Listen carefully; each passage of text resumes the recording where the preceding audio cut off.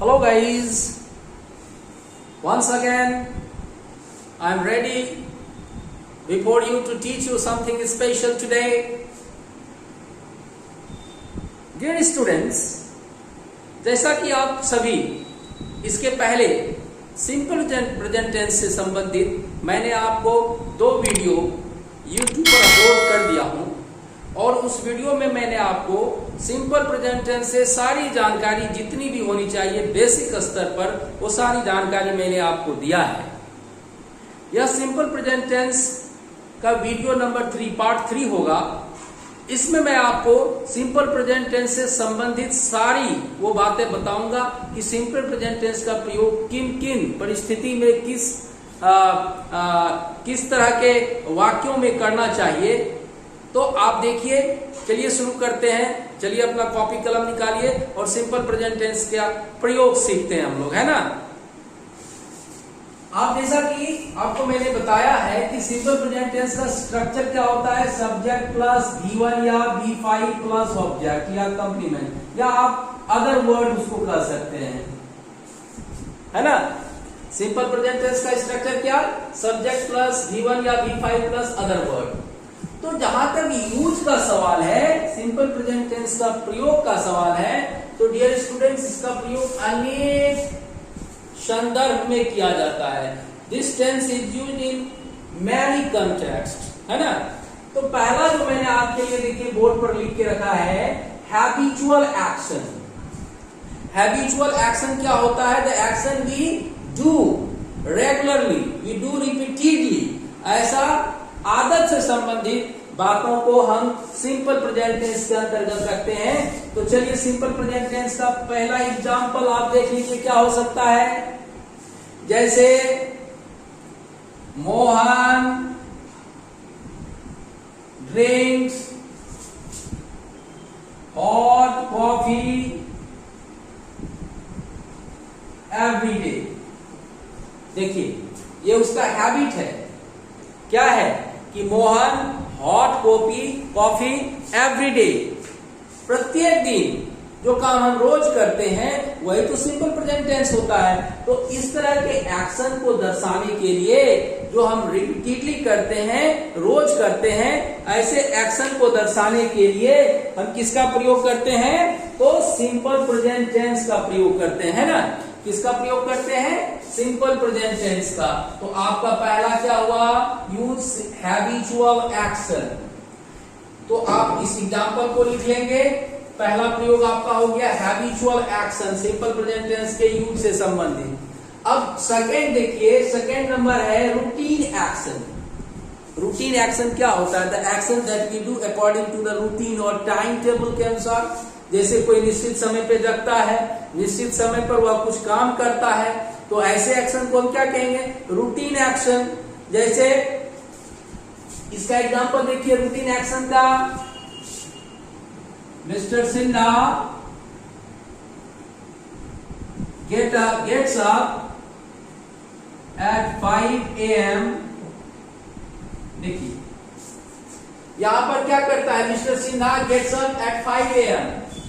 Mister Sinha जो है वह रोज क्या करते हैं, 5 बजे जगते हैं। तो ये उनका क्या हो गया, रूटीन एक्शन। तो देखिए सब्जेक्ट मिस्टर सिन्हा हो गया, गेट्स V5 हो गया, है ना। तो इस तरह से हम इसका प्रयोग रूटीन एक्शन के लिए भी हम सिंपल प्रेजेंट टेंस का प्रयोग करते हैं। किसके लिए, रूटीन एक्शन को दर्शाने के लिए हम सिंपल प्रेजेंट टेंस का प्रयोग करते हैं। अब आप देखिए आपके नंबर 3 में है यूनिवर्सल ट्रूथ और जनरल ट्रूथ। यूनिवर्सल ट्रूथ क्या होता है, ऐसा ट्रूथ जो चिरंतन हो, शाश्वत हो, जो कभी बदलता नहीं हो, है ना। ऐसे ट्रूथ को हम क्या कहते हैं, यूनिवर्सल ट्रूथ कहते हैं, या उसको जनरल ट्रूथ भी कहते हैं। जैसे the earth moves around the sun. ये कभी बदलेगा, बताइए तो, नहीं बदलेगा, है। तो इस तरह के बातों को दर्शाने के लिए हम किसका प्रयोग करते हैं, सिंपल प्रेजेंट टेंस का प्रयोग करते हैं। सब्जेक्ट हो गया द अर्थ, मूव्स हो गया V5, तो इस तरह के बातों को दर्शाने के लिए हम किसका प्रयोग करते हैं? सिंपल प्रेजेंट टेंस का प्रयोग करते हैं। तो आपका नंबर 1, नंबर 2, नंबर 3 क्या हो गया? 3 यूजेज ऑफ हो गया क्या? Simple present tense. अब आपका देखिए नंबर 4 में क्या है? Future planned action. क्या है? फ्यूचर प्लान्ड एक्शन नंबर 4 में है। देखिए भाई, ये जो फ्यूचर प्लान्ड एक्शन होता है या the time table which is fixed, ऐसे तो फ्यूचर में 2 तरह के एक्शन होते हैं। फ्यूचर प्लान्ड में 2 तरह के एक्शन होते हैं। एक होता है फिक्स्ड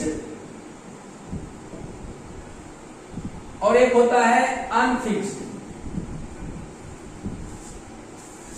तो जो फिक्स्ड एक्शन होता है जिसमें कि probability of action is more than 90%, यानी कि जिसमें कि 90% होता है, और कभी कभी फ्यूचर प्लान्ड एक्शन अनफिक्स्ड भी हो जाता है।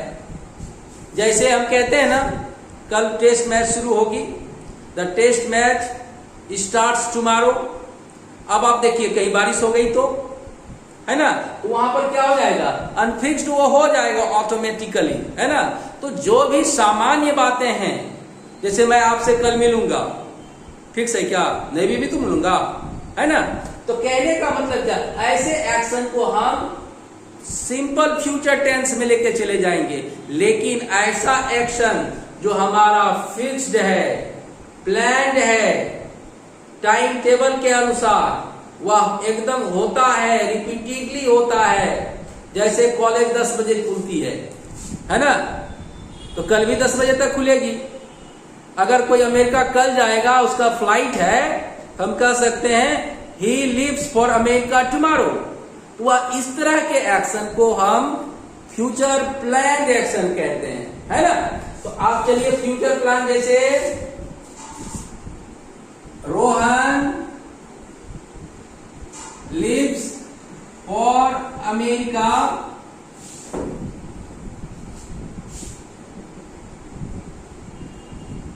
tomorrow। देखिए इसका मतलब उसका प्लान क्या है? फिक्स है। The office opens at 10 AM, यानी कि ऑफिस 10 बजे निश्चित रूप से खुल जाती है। यह हर दिन की बात है। तो फ्यूचर में जिस तरह का भी प्लान्ड एक्शन होता है, उस प्लान्ड एक्शन को दर्शाने के लिए हम किसका प्रयोग करते हैं? सिंपल प्रेजेंट टेंस का प्रयोग करते हैं, है ना स्टूडेंट्स। अब चलिए इस 4 के अलावा आपको मैं अब बताता हूं कि सिंपल फ्यूचर टेंस का प्रयोग और कहां कहां किया जाता है, जिसका कि स्ट्रक्चर क्या होता है? जिसका कि स्ट्रक्चर होता है सब्जेक्ट प्लस V1 या V5 प्लस अदर वर्ड, है ना। देखिए जितना भी स्टेटमेंट है, प्रोवर्ब है, यानी कि जितनी भी कहावतें हैं, उस सभी को हम सिंपल प्रेजेंट टेंस के ही अंतर्गत रखते हैं। जितनी भी प्रोवर्ब है, कहावत है, जैसे honesty is the best policy, ये क्या है? एक प्रोवर्ब भी है ना। तो इस तरह के प्रोवर्ब को भी हम सिंपल प्रेजेंट टेंस के ही अंतर्गत रखते हैं। इसके बाद प्रोवर्ब के बाद आप ये देखिए, जितना भी कोटेशन है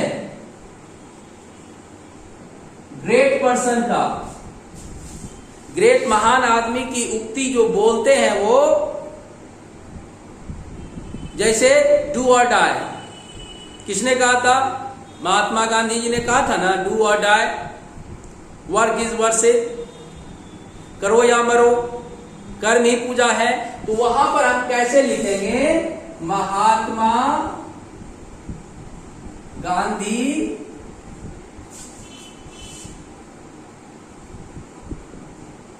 says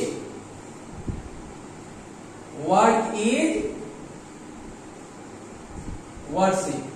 तो जितना भी आदमी का स्टेट कोटेशन है, महान आदमी का, जैसे John Keats says a thing of beauty is a joy for ever, तो जितने भी आदमी का कोटेशन है, उनकी महान उक्तियां हैं, उन सभी को हम सिंपल प्रेजेंट टेंस के ही अंतर्गत रखते हैं। इसके अलावा मैं आपको और कुछ बताना चाहता हूं, और वह क्या है, प्रोवर्ब के बाद और कोटेशन के बाद आप ध्यान से देखिए कि कुछ वर्ड्स ऐसे हैं जैसे कि always, never, seldom, often, usually, once, twice, every day, every time। इसमें जितना भी एवरी डे जितना भी है लगाते चलिए। इस तरह के शब्दों का प्रयोग हम सिंपल प्रेजेंट टेंस में ही करते हैं, याद रखिएगा।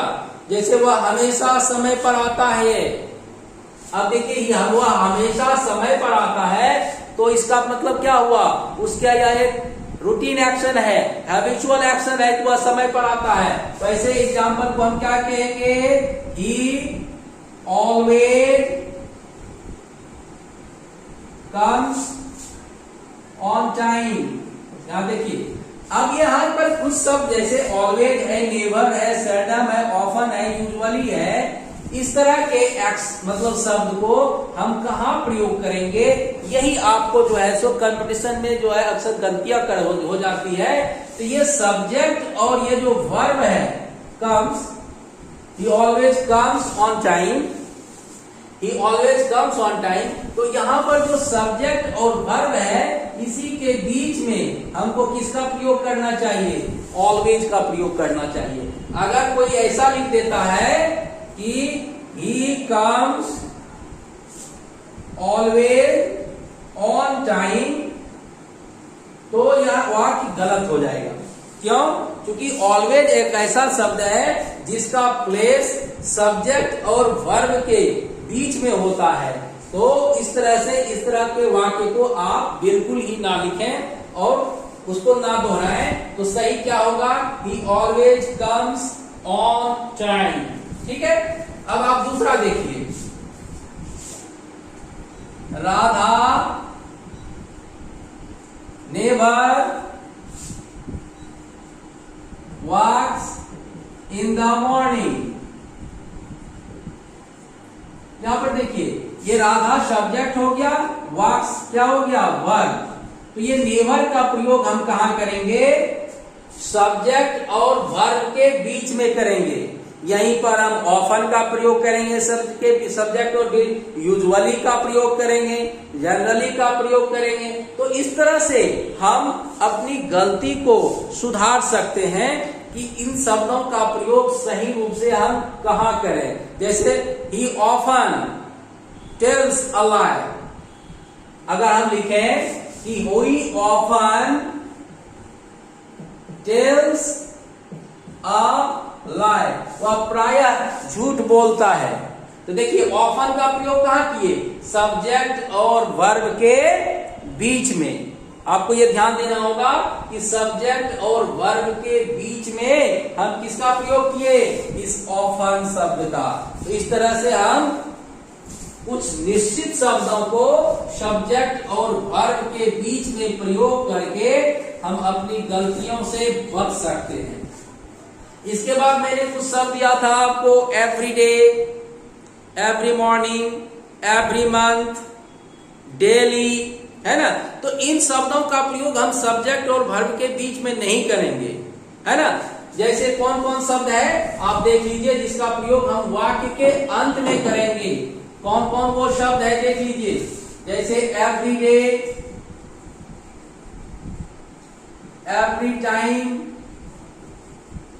अब इसमें आप डे में जो है लगाते चलिए, एवरी मंथ, एवरी ईयर, इस तरह का हम लगा सकते हैं। डेली, तो ये सब ऐसे शब्द हैं जिनका प्रयोग हम सब्जेक्ट और वर्ब के बीच में नहीं करेंगे। अगर हम इसका प्रयोग सब्जेक्ट और वर्ब के बीच में कर देंगे तो वाक्य गलत हो जाएगा। तो सही क्या होगा? My father gives me a chocolate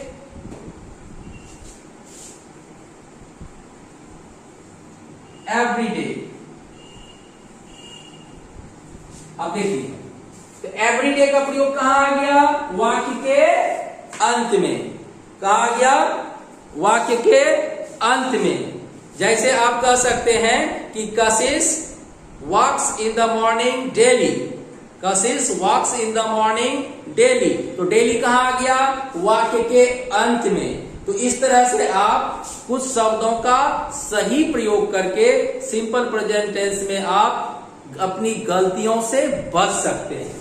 तो अभी तक मैंने आपको 4 से 5 तरह का यूज सिंपल प्रेजेंट टेंस में बताया और सही शब्दों का प्रयोग कहां करना चाहिए वह भी बताया। लेकिन एक प्रयोग जो सिंपल प्रेजेंट टेंस का वह सबसे महत्वपूर्ण है, वह क्या है कि कभी कभी सिंपल प्रेजेंट टेंस का प्रयोग वह फ्यूचर को दर्शाने के लिए भी किया जाता है। तो उस प्रयोग को समझने के लिए इस तरह से सिंपल प्रेजेंट टेंस का स्ट्रक्चर क्या होता है?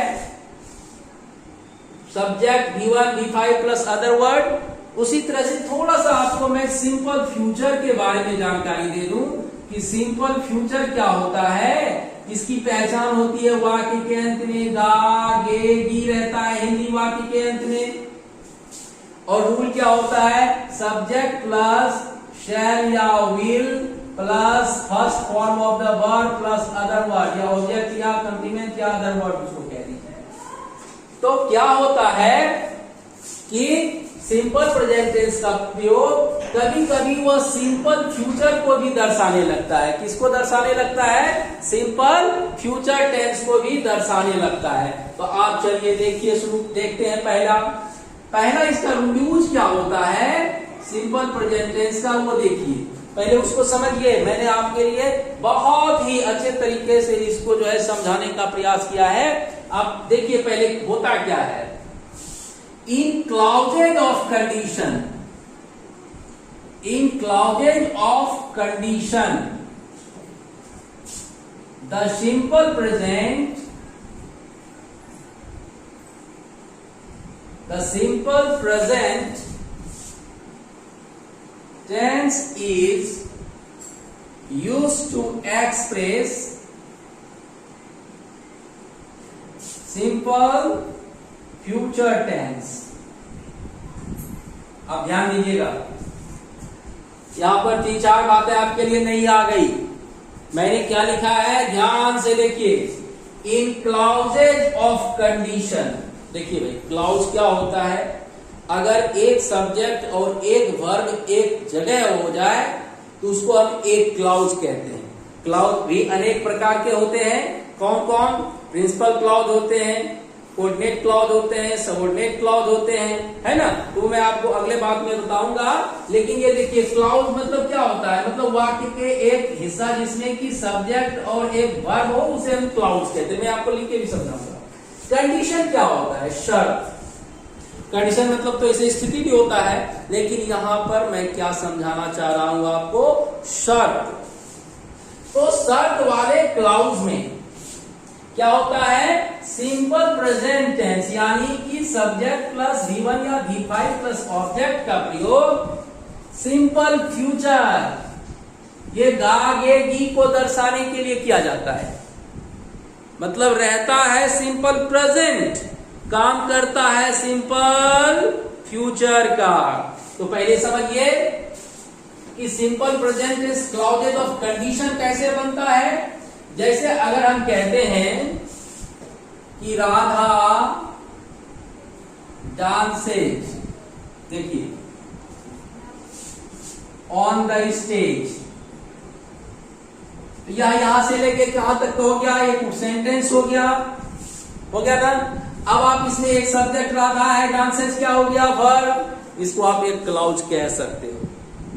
है ना। ये क्या हो गया, ये क्लाउड्स कह सकते हैं। That means one subject plus one verb, you can say finite verb, है ना। तो दोनों मिलकर क्या बनाता है, एक क्लाउड। जब क्लाउडेज हो गया तो एक से ज्यादा रहेगा, नहीं रहेगा, तो दोनों हो गया तो क्या हो गया, क्लाउडेज हो जाएगा, है कि नहीं है। तो कंडीशन शर्त वाले क्लाउज में, अब शर्त क्या होता है भाई, अगर तुम आओगे तो मैं जाऊंगा। देखिए, तो मैं कब जाऊंगा, अगर तुम आओगे, अगर तुम नहीं आओगे तो मैं नहीं जाऊंगा, है ना। अगर मोहन गाएगा तो राधा नाचेगी। भाई क्या बात है, राधा कब नाचेगी, जब मोहन गाएगा। अगर मोहन ना गाया तो भाई राधा नहीं नाचेगी। तो यही हुआ शर्त वाला वाक्य, जब तक तुम नहीं पढ़ोगे, पास नहीं करोगे, है ना शर्त, है ना, नहीं है। तो इस तरह के वाक्य को, क्लाउजेज ऑफ कंडीशन को दर्शाने के लिए हम किसका प्रयोग करते हैं, तो सिंपल प्रेजेंट टेंस का प्रयोग करते हैं। और यही सिंपल प्रेजेंट टेंस ये रहता है सब्जेक्ट प्लस V1 या V5, काम करता है किसका, कंडीशनल सेंटेंस में गा का, गे का और गी का, है ना। तो कंडीशनल सेंटेंस में बेसिकली जो है वह सिंपल प्रेजेंट टेंस का प्रयोग सिंपल फ्यूचर को दर्शाने के लिए किया जाता है। जैसे देखिए, आपको मैं दिखाता हूं, कैसे दिखाता है कंडीशनल सेंटेंस में सिंपल प्रेजेंट। इसका रूल एक छोटा सा है, उस रूल को आप ध्यान में रखिएगा। इस तरह से भी लिखता है, if plus subject plus V1 या V5 plus dot dot dot फिर कोमा, फिर सब्जेक्ट प्लस सेल या will plus V1 plus dot dot dot. ये इसका बेसिक रूल होता है। आप लिख ले, मैं थोड़ा सा हट जाता हूं, आप लिख लीजिए उसको कि कैसे कैसे होता है सिंपल प्रेजेंट टेंस का रूल। इसके अलावा भी आप अनलेस का प्रयोग कर सकते हैं, इफ का प्रयोग कर सकते हैं, व्हेन का प्रयोग कर सकते हैं इसके साथ, है ना। इफ के जगह आप व्हेन का भी प्रयोग कर सकते हैं। आप सेंटेंस के वाक्य के बीच में टिल का भी प्रयोग कर सकते हैं, है ना। तो आप देखिए, अगर मोहन गाएगा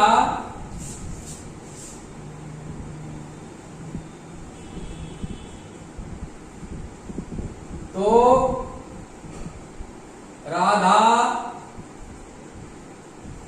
नाचेगी। भाई देखिए, वाक्य है ना, सिंपल प्रेजेंट टेंस है कि नहीं है, कंडीशनल वाक्य है कि नहीं है। तो इस तरह के कंडीशनल सेंटेंस को जब वह आएगा तो मैं जाऊंगा, अगर तुम पढ़ोगे तो मैं पढ़ाऊंगा, यदि तुम पढ़ोगे तो मैं पढ़ाऊंगा। तो इस तरह के वाक्य को हम क्या कहते हैं, शर्त वाला वाक्य, जो एक होने के बाद ही दूसरा होता है। अगर वो पहला नहीं होगा तो दूसरा भी नहीं होगा। इस तरह के वाक्य को हम शर्त वाला वाक्य, कंडीशनल सेंटेंस कहते हैं। तो देखिए, अगर मोहन गाएगा तो राधा नाचेगी। राधा कब नाचेगी, जब मोहन गाएगा। तो इस तरह के वाक्य को हम इस स्ट्रक्चर पर बनाते हैं। किस स्ट्रक्चर पर, जो मैंने आपको लिखा है, if plus subject plus V1 या V5 प्लस डॉट डॉट फिर कोमा, फिर subject plus serving plus V1 plus dot dot. जैसे देखिए, अगर को हम क्या कर सकते हैं, इफ से भी नोट कर सकते हैं, यदि है तो व्हेन भी लगा सकते हैं। इफ मोहन, अब देखिए, मोहन सिंगुलर सब्जेक्ट है तो वर्ब V5 लगेगा, तो गाएगा, यानी कि मूल वर्ब इसमें गाना है, तो गाना का इंग्लिश होता है सिंग। मोहन के साथ सिंग्स हो गया, और तो कुछ है नहीं। अगर रहता तो डॉट डॉट में दे देते, फिर हम क्या दे देंगे, कॉमा। क्या हो जाएगा, राधा विल डांस। यदि तुम प्यार करोगे तो मैं तुम्हें नफरत करूंगा।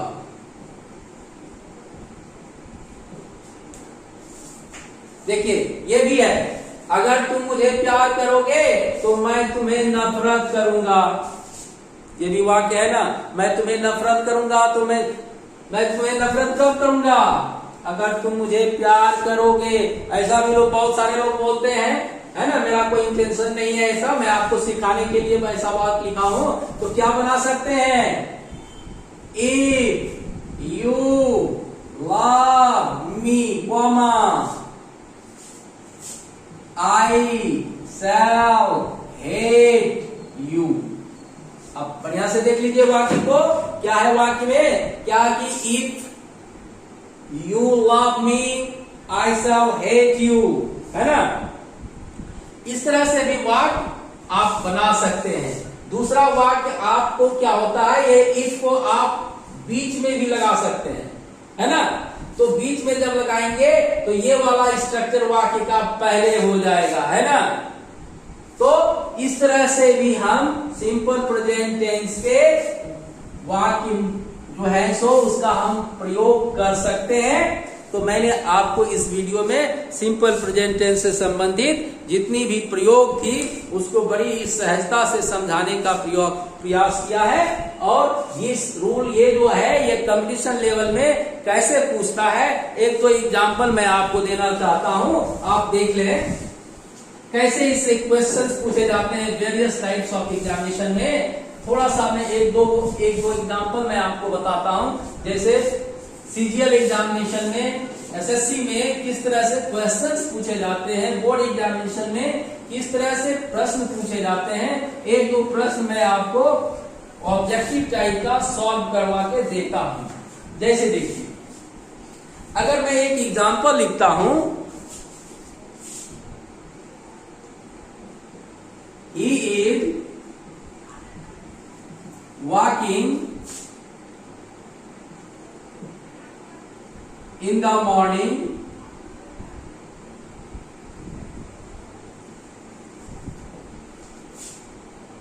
every day। अब देखिए, he is walking in the morning every day, ये वाक्य में क्या गलती है आप पकड़िए, आप पकड़िए क्या गलती है। He is walking in the morning every day। सबसे पहला आप क्या पकड़ेंगे? every day है, that means repeated एक्शन है, हैबिचुअल एक्शन है। और हैबिचुअल एक्शन जितना भी होता है वह हम सिंपल प्रेजेंट टेंस में ही यूज करते हैं, है ना।